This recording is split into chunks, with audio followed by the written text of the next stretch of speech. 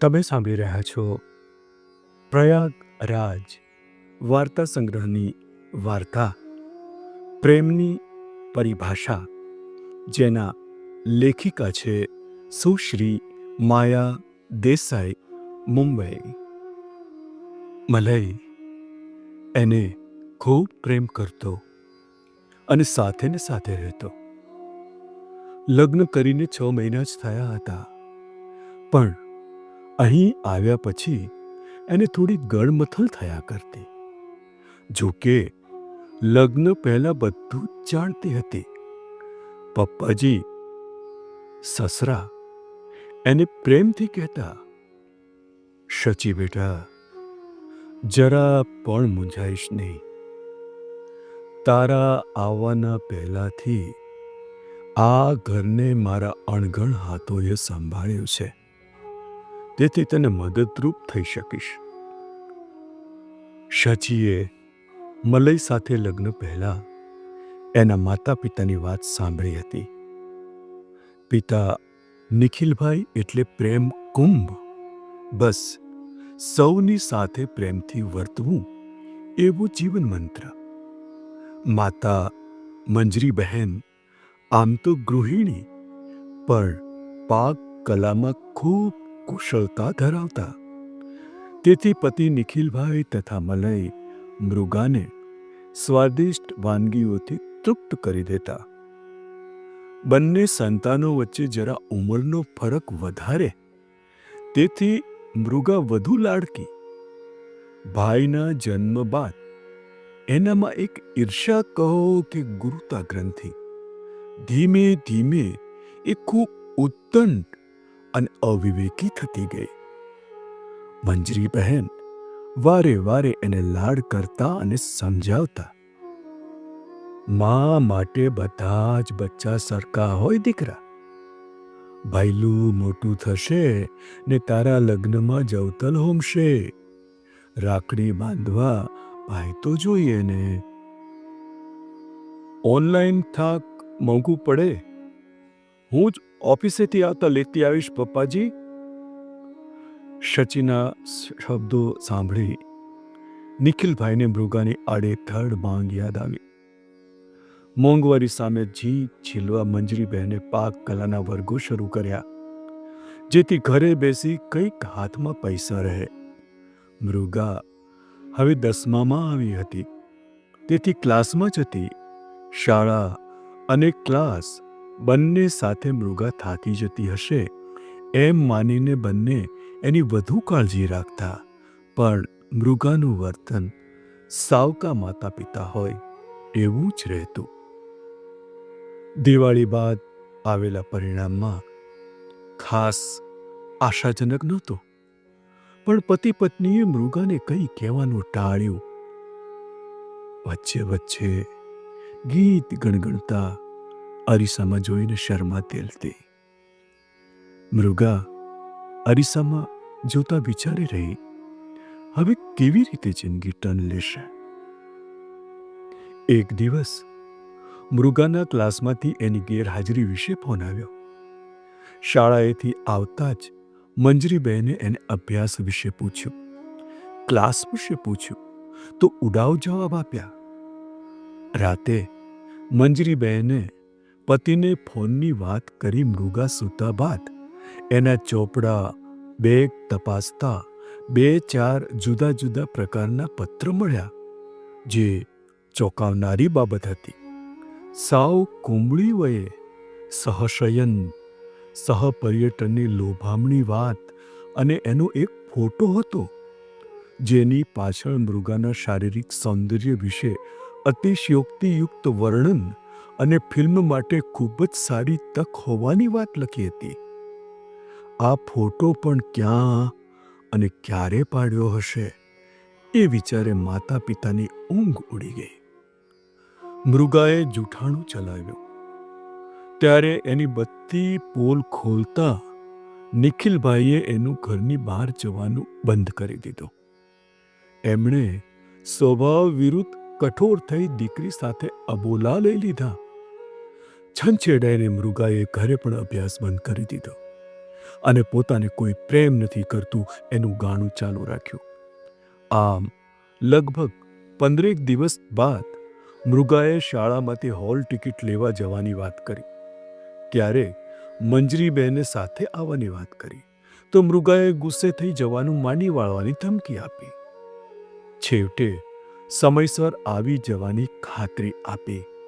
મૃગા ગઈ અને આવી ત્યારે મુખ પર ચમક હતી. મંજરીબેને માન્યું કે સખીઓને ખૂબ દિવસે મળ્યાનો આનંદ હશે.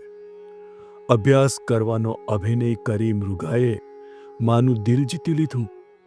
એક દિવસ કંઈક ખાસ ટિપ્સ લેવા ક્લાસમાં જવાનું બહાનું કાઢી મૃગા ગઈ તે પાછી જ ન આવી. અનેક રીતે તપાસ કરી, માનતા માની, જ્યોતિષ, ભુવા બધું જ, પણ કોઈ કાર્ય ન ફાવી.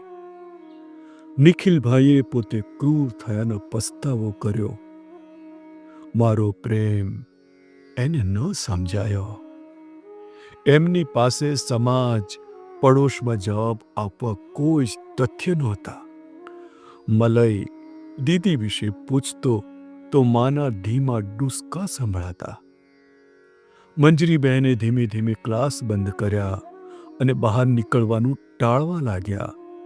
યંત્રવત કામ પતાવી તેઓ બારી બહાર તાકતા બેસી રહેતા. મૃગાની સખીઓ દેખાય ત્યારે એમને ક્યાંક મૃગા દેખાય એવી ભ્રમણા થઈ જતી. મલયનું વધુ પડતું ધ્યાન નિખિલભાઈ જ રાખતા. મંજરીબહેનનું બોલવું, હસવું બાષ્પીભવન થવા લાગ્યું. ડૉક્ટરને બતાવતા કહ્યું, એનો ઈલાજ દીકરીની હાજરી છે. એ આવશે તો તેઓ આપોઆપ સારા થઈ જશે. આર્થિક મોરચે લડતા નિખિલભાઈની કપરી પરિસ્થિતિમાં બોસે પણ પાણીચું પકડાવ્યું. ત્યારે આપ તૂટી પડ્યું, પણ તેમણે મલય અને મંજરીબેન માટે જે મળે તે કામ સ્વીકારી જિંદગીને હંફાવવાના પ્રયત્નો ચાલુ રાખ્યા. તેમનો પ્રેમ ઓછો ન થયો કે સ્વભાવમાં ક્યાંય કટુતા નહીં. ઓછા ખોરાક અને આઘાતથી ધીમે ધીમે મંજરીબહેન પથારીવશ થઈ ગયા. શરીર કંતાવા લાગ્યું. એક દિવસ તેમણે મૃગાની આશમાં જીવ જ છોડી દીધો. ત્યારથી મલય અને નિખિલભાઈની એક નાનકડી દુનિયા, જાણે નસીબને દાદ ન દેવાની ઝુંબેશ. ગામનું એક મકાન વેચીને અને આવે તે કામ સ્વીકારી મલયને MBA સુધી ભણાવ્યો અને એની પસંદ કરેલી શચી સાથે પરણાવતા મૃગા પાછળ ચાલી નીકળેલ પત્નીની યાદને ધરબી દીધી. નિખિલભાઈ શચીમાં બંનેના અંશ શોધી જીવી રહ્યા. મલય માટે પપ્પાજી એટલે ભગવાન હતા, સર્વસ્વ હતા. તેથી શચી પણ એમનું એટલું જ માન રાખતી. મંજરીબહેનની વિદાય બાદ ઘરની ધુરા સંભાળી હોવાથી દરેક કામમાં તેમની હથોટી હતી. સવારે શચીને તેથી જ પ્રેમથી મદદ કરતા. તે દિવસે સવારે શચીને શરીરમાં અસુખ લાગી રહ્યું હતું. વારંવાર વોશરૂમ જઈ આવતી. તેને જોઈ નિખિલભાઈએ કહ્યું, શચી બેટા, આવી તબિયતે વધુ કામ કરવાનું રહેવા દે. તું શાંતિથી નાસ્તો કરી ઓફિસ જવાની તૈયારી કર. બાકીનું હું જોઈ લઈશ. આટલા વર્ષો સ્ત્રીના સ્પર્શ વિનાનું ઘર તારા થકી તો જીવન થયું છે. કામનું શું છે? એ તો થયા કરશે. તારો અને મલયનો ડબ્બો ભરાય એટલે બસ. શચી નાસ્તો કરવા બેઠી પણ ખાઈ ન શકી. એણે રસોડું આટોપવા લીધું એટલામાં જ નિખિલભાઈએ પાછળ આવી એને કહ્યું, ઓહ બેટા, ઠીક ન લાગતું હોય તો આજે રજા લઈ લે, આરામ કરી લે. શચી તરત જ બોલી, પપ્પાજી, મને સારું છે અને આજે મીટિંગ છે, તેથી જવું અનિવાર્ય છે. શચી મોડું થતું હોવાથી ઉતાવળે ઘરેથી નીકળી ઓફિસે પહોંચી પંખો ફાસ્ટ કરી એક ગ્લાસ પાણી ઝટપટ પી લીધું. અસ્વસ્થતા ઝાટકી એણે કામમાં ધ્યાન પરોવવા કોશિશ કરી. લંચ સમય નજીક આવતા શચીએ ડબ્બો શોધવા લાગી, કારણ કે નાસ્તો પણ નહોતો કર્યો. તેથી હવે ભૂખ લાગી હતી. ફરી ફરી જોતા એને ખબર પડી કે ઉતાવળમાં એ ડબ્બો રસોડામાં જ ભૂલી ગઈ હતી. હવે નીચેથી બેસવા ઢોસા કે ઇડલી મંગાવીને ખાવી પડશે. એકાદ બેન નજીક રહેતી હોત તો એને ત્યાં જઈને કંઈક ગળ્યું માગીને ખાઈ લેત. માં તો આગી રહી, નહીં તો જરૂર લોટનો શીરો બનાવીને મોકલાવી દેત. સહજ જ એની આંખમાં આંસુ ધસી આવ્યા, પણ તરત જ સ્વસ્થ થઈ પ્યુનને હાક મારી. બાજુમાં બેસતા મિસિસ કર્ણિકની પારખી નજરે તરત શચીને પકડી લીધી. તેમણે પૂછ્યું, શું થયું સચી? All okay? શચીએ કહ્યું, ના, કંઈ નહીં. એમ જ માં યાદ આવી ગઈ. મધર્સ ડે આવી રહ્યો છે ને.